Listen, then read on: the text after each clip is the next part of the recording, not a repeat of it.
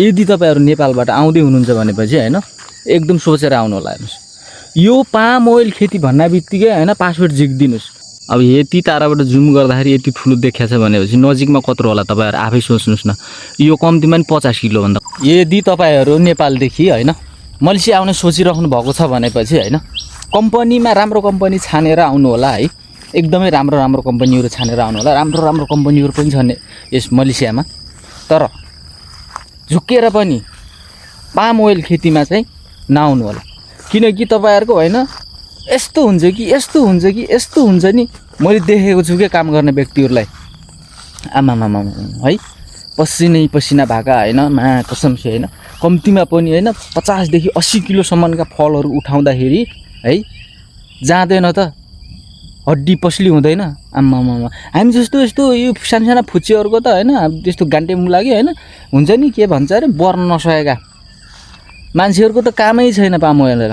तपाईहरु palm oil खेतीमा आउनु भयो भने कामै छैन हामी जस्तो व्यक्तिको। म त घुम्न आको हैन यहाँ यो के भन्छ खेत बारीमा घुम्न आइदिन्छु हैन किनकि कम्पनीमै काम गर्छु नि त म। यो वरपर हेर्छु के मैले हैन यसो रमाइलो लाग्छ के यो खेतीपाती गरेको देख्छु र हैन। तर म चाहिँ कम्पनीमै काम गर्छु। यदि विश्वास लाग्दैन भने चाहिँ तपाईहरुले म यो हेर्नुस् है यहाँ तल देख्नु भएको छ नि यो हरियो च्यादर गरेको यिनी सबै अब यो हैन कम्पनी हो। यो कम्पनी के भन्छ पानी कम्पनी। म यो कम्पनीमा काम गर्छु। जस्तै देखिन पछाडीपट्टि हैन अगाडिपट्टि यता दायाँ बायाँ जता कतै कि हैन पाम ओइल खेती गर्छ के। अनि त्यसपछि म त्यहाँ काम गर्न लागेको देख्छु के। अब नेपाली दाजुभाइहरु त मैले त्यति भेटाएन यता वरपर यो मेरो इलाकामा हैन हुनुहुन्छ अरे हुन त 2 जना अस्ति नै आउनु भएको थियो खात हाल्नलाई चाहिँ हैन। अब यसमा अब यस्तो यस्तो यो बोट बिरुवा यो हैन पाम ओइलको खेतीमा अब हैन वरपर हैन खादहरु हाल्दो रहेछ नि त। अब खाना दिनु पर्यो नि त यो अब पैसा पाउनलाई त यिनीहरुलाई पनि हाल्न आउनु भएको थियो। एकदमै गाह्रो छ भाइ हामीहरु त के भन्छ फलहरु त उचाल्न सक्दैनौ एकदमै गाह्रो हुन्छ भन्नु भएको थियो। अब तपाईहरुलाई मैले यो देखाएको यो सानो भक्कर 2 वर्षको रुख हो हैन।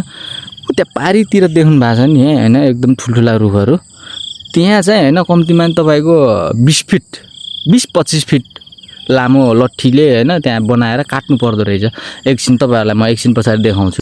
ल हेर्नुस् दाजुभाइहरु मैले तपाईहरुलाई भनेको नि अब यो पछाडी देख्नु भएको यो सानसाना बोटहरु हैन यो कम्तीमा नि हैन कति 2 वर्ष पनि भएको छैन यो बोट हैन।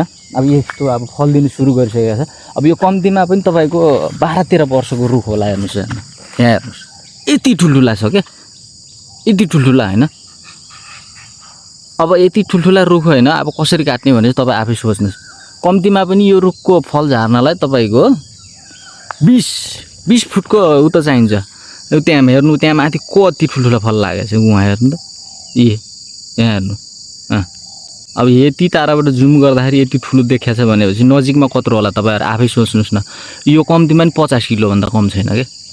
कम्तीमा पनि 50 किलो है 50 किलोको भन्दा कम छैन के त्यो फल। एउटा फल 50 किलो सोच्नुस् न। तपाईको अब यस्तो काठले घप्प गाडेर हैन यस्तो उचालेर गाडीमा लोड गर्नु पर्दो रहेछ। आमै हाम्रो त काम छैन त साथीहरु। यदि तपाईहरु नेपालबाट आउँदै हुनुहुन्छ भनेपछि हैन एकदम सोचेर आउनु होला हेर्नुस्। यो पाम ओइल खेती भन्ना बित्तिकै हैन पासवर्ड झिक्दिनुस्। तपाईहरुको हैन यहाँ अब नेपालमा त जागिर छैन हैन। अब किनकि अब हैन बेरोजगार धेरै बढिरहेको छ नेपालमा त मलाई पनि थाहा छ हैन। नेपालमा बस्ने युवा दाजुभाइहरुलाई पनि थाहा छ हैन। नै जानुपर्छ जसरी पनि नेपाल छोड्नुपर्छ। नेपाल छोडिसकेपछि त काम जस्तो पनि गरिन्छ है हैन।